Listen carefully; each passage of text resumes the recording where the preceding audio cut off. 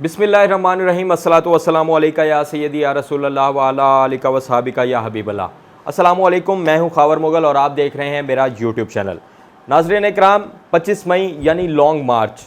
जब से पंजाब हुकूमत बनी है और बाज़गश्त है कि पुलिस के ख़िलाफ़ कार्रवाइयाँ की जाएंगी। जो अफसरान मुलव्विस थे पाकिस्तान तहरीक इंसाफ के कारकुनान और रहनुमाओं को गिरफ़्तार करने, उन पर तशद्दुद करने में 4 पुलिस अफसरान की एक कमेटी तश्कील दी गई थी जो अपनी फाइंडिंग्स देगी। फाइंडिंग्स उन्होंने दे दी हैं। कुछ SHOs हैं, DSPs हैं और 1-2 रैंकर SPs हैं। चूँकि रैंकर मैं आपको पहले तो बता दूं कि जो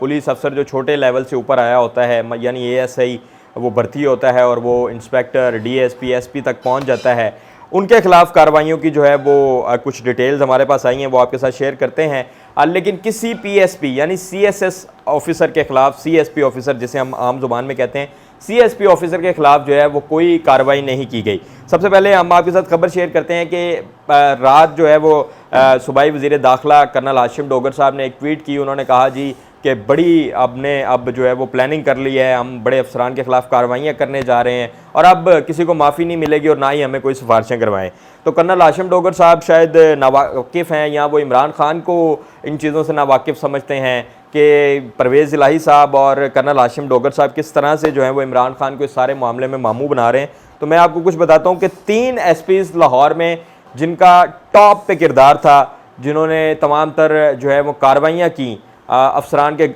सियासतदानों के जो पाकिस्तान तहरीक इंसाफ के लीडरान हैं उनके घरों पर छापे मारे, वो तीनों इस टाइम एंजॉय कर रहे हैं और उन्हें पंजाब हुकूमत ने ही पोस्टिंग्स दी हुई हैं और उनके खिलाफ कोई कार्रवाई अभी तक नहीं की और हमारी इत्तलात के मुताबिक जो रिपोर्ट है उसमें भी उनका कहीं नाम नहीं है। सबसे पहले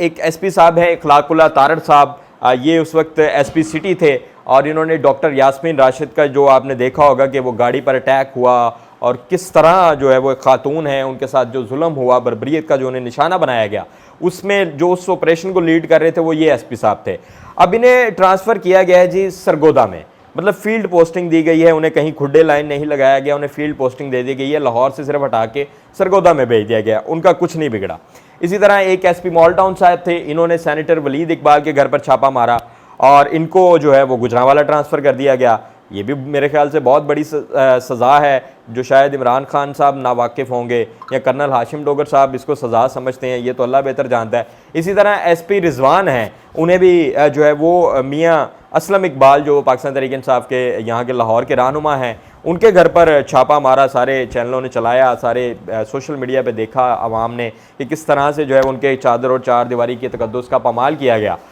उन SP साहब को भी जो है वो गुजरांवाला में भेज दिया गया और शायद ये बड़ी सज़ा है हाशिम डोगर साहब के मुताबिक। और हाशिम डोगर साहब जो है वो ट्रोलर्स कहते हैं और सोशल मीडिया के जो यूज़र है और पाकिस्तान तहरीक इंसाफ का जो फॉलोअर है अब वो उनसे खुश नहीं है, वो ट्विटर पे उनकी ट्रोलिंग करता है और उन्हें जो है वो तरह तरह के अलकाबात से नवाजा जाता है। ये आप बखूबी जानते हैं, मैं इस पर ज़्यादा इन डेप्थ नहीं जाऊँगा। अब केस जो असल खबर ये है कि अब जो फाइंडिंग्स दे दी गई हैं और उसमें कहा जा रहा है कि जी पहले जो है वो शोकाज दिए जाएंगे, शोकाज के बाद नौकरियों से बर्खास्त कर दिया जाएगा। हम भी इधर हैं, आप भी इधर हैं, देखेंगे कितनों को नौकरियों से बर्खास्त किया जाता है। और शोकाज क्या होता है, शोकाज देने से क्या होता है, कुछ भी नहीं होता, हुकूमत बदलेगी, सब कुछ ख़त्म हो जाएगा। अब बहरहाल कहा यह जा रहा है कि जी 10 DSPs के जो हैं वो नाम दे दिए गए हैं, 10 DSPs के ख़िलाफ़ कार्रवाई है। शो ये कराया गया है कि जी ये देखें हमने 10 DSPs खुडे लाइन लगा दिए हैं। अब वो 10 DSPs में जो कोई कमोबेश 6-7 DSPs को मैं डायरेक्टली जानता हूँ और उन 6-7 DSPs का सीन ये है कि उन्हें इन्होंने शो करवाया है कि हमने इनको खुडे लाइन लगा दिए, क्लोज लाइन कर दिया।